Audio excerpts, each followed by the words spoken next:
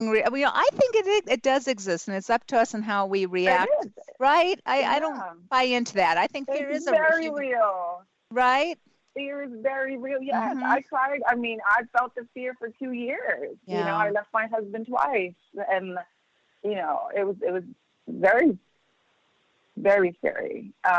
But what you want and what your goals and what you really, really want has to be more powerful than that damn fear. It really has Mm-hmm. to, or else you're just going to live in this fear and this darkness of crap, Yeah. really, and do nothing for the rest of your life. Exactly. And you look back, and what Yeah. do you have left? When you look back on your life, what are you going to have? Just memories of stuff you didn't do because you were too scared to do it. Right. You know? Yeah. Yeah. A Yeah. few months ago, I spoke with a local group of women here in Jacksonville, and that was kind of essentially what we came to the conclusion is sometimes you do just have to jump out of that airplane and figure out how to build the parachute on the way down, and you just have to Yeah. do it. And that's kind of, Exactly. I mean, you have a plan, but you're doing it. You're just going. There's no, and sometimes you just have to take action. Yeah. And And sometimes it's in that fear while you're doing, and you have no idea what you're doing when you figure it out in the moment, mhm, in that moment of trying to conquer that fear. mhm. I think that's right. I remember back when I was, leaving Washington to move to Florida, I didn't really overthink that. And I can be a ruminator. I can be an overthinker. And sometimes over the course of my life, I have been stuck. But on that particular instance, Millie, I didn't overthink it. It was kind of like I just went. I just bought the one-way ticket to Florida and went. My husband sent the kids Awesome. to me, but I just did it without overthinking it. And I think, the times that I have, like even doing this podcast, I didn't really set out to do a podcast, but when I was invited to do it without thinking too much about it, it's just like me, I'm kind of introverted, me do a radio show. That's crazy. I probably it would have been easy to talk myself out of doing this, seriously, but I just said, okay, why not? I'll do it. So Yeah. here I am. Exactly. Why not? Right. Right. And and I bet you're having a blast. Uh-huh. Oh yeah, this is Right. great fun. This is great fun, and this has been kind of. I'm a little bit older than you now, but this is a very creative time in my life. And like you, though, I'm doing different things. I'm doing this podcast. I'm writing books myself, and it's. I Yeah. love to Age be has creative. nothing to do with it. Age is just a Yeah. number. We're like wine, baby. We are Right. like wine.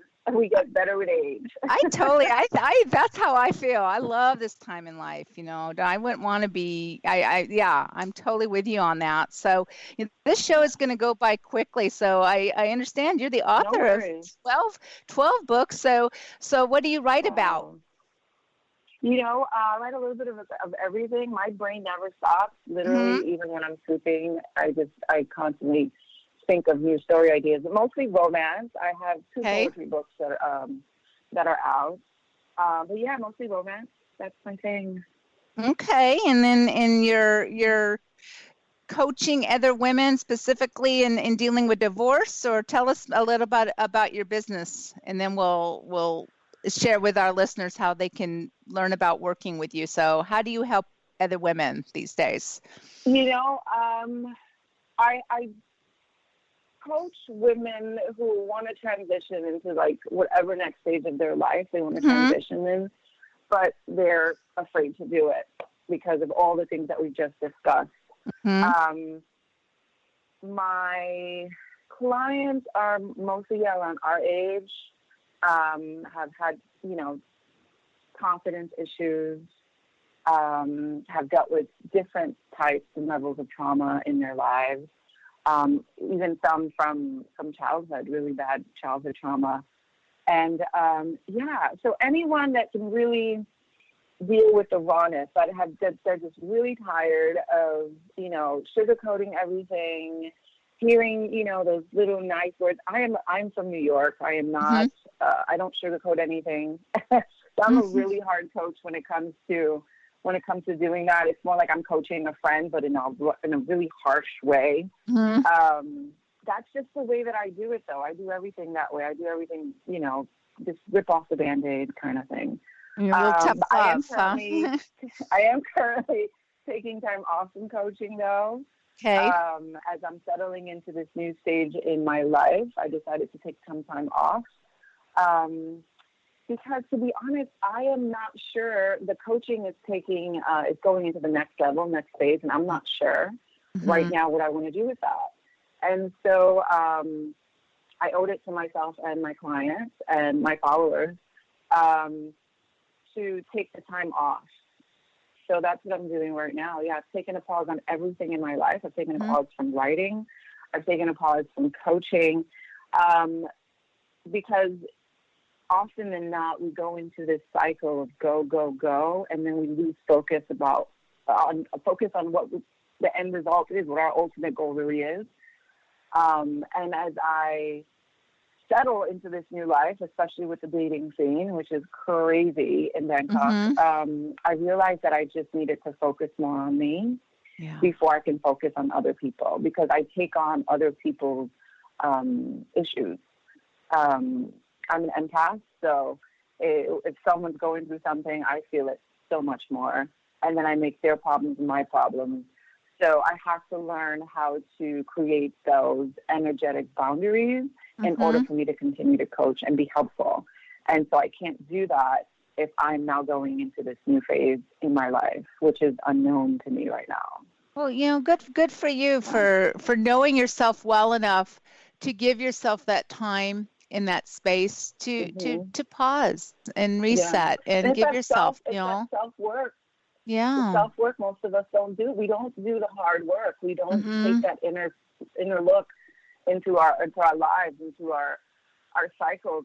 We have these repetitive cycles, and often than not, it just goes unnoticed. The same when patterns keep repeating themselves in your lives, most people chuck it off to just coincidence, or like the moons, right? The moon cycle, and we're repeating it because we haven't dealt with it in the past. We haven't really cleared it out. So I started noticing those cycles because I do a lot of inner work, a lot of self-healing, a lot of meditation, and a lot of unplugging too from social media. That's been affecting me a lot lately, and I have to close myself off from all the social media networks.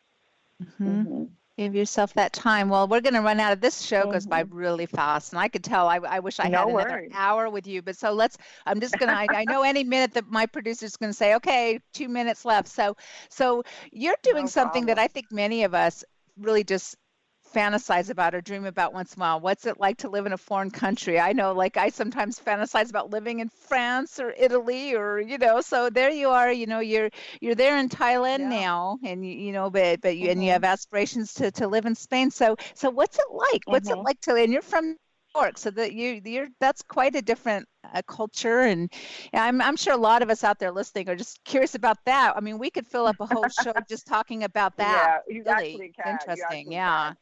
Bangkok is a great city. It's a big city. It actually reminds me a lot of New York. A lot of great restaurants, and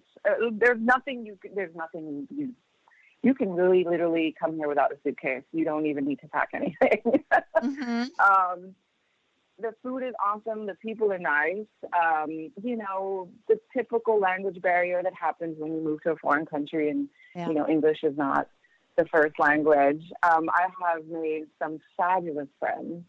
The only thing I don't really like is that the beach is a little too far away from me. It's about an hour and 45 minutes. I grew up in Coney Island, so I'm used to being really close to the water. But it's great. Awesome. Yeah, I love it. A lot of pool parties, a lot of free flow wine events. There's always something to do. Sounds marvelous. We are out of time, unfortunately. I would love to stay in touch with you. Now, I know you're having kind of a quiet sabbatical time for yourself. Is there any place you want us to share as far as the website or social media, or do you just sort of want to be what would you like? You can share it anywhere. Share it anywhere. Just send me a link to where you share it. Okay. But yeah, it's fine. And email me the link. Okay, will do. Well, Millie, I thank you first of all for joining us today, and I know you're probably ready to go to bed now. So I wish you sweet dreams, Yes. and thank you so much for joining us and having the Thank you. courage really to open yourself up to all of us out here and listening and in your story. And I know you've inspired me, and I'm sure that you've inspired many of our listeners out there. So thank you so much for reaching out. I'm glad to have connected with you. Oh, thank you. Thank you so much. And you enjoy the rest of your day. All right. You as well, Millie. Thank you. All right. All Bye. right. And everyone out there, this is Courageously Go. My name is Debbie DePietro, and this is the show where we have conversations about courage from around the world. So be sure to tune in next week. You never know what we're going to talk about. So I appreciate you all. My book, Short Morning Prayers, a collection of heartfelt prayers to start your day. I have to mention it's a beautiful book available on Amazon.com. So check it out today. Ladies, until next time, remember this. It's our time to shine. Let's make it so and courageously go.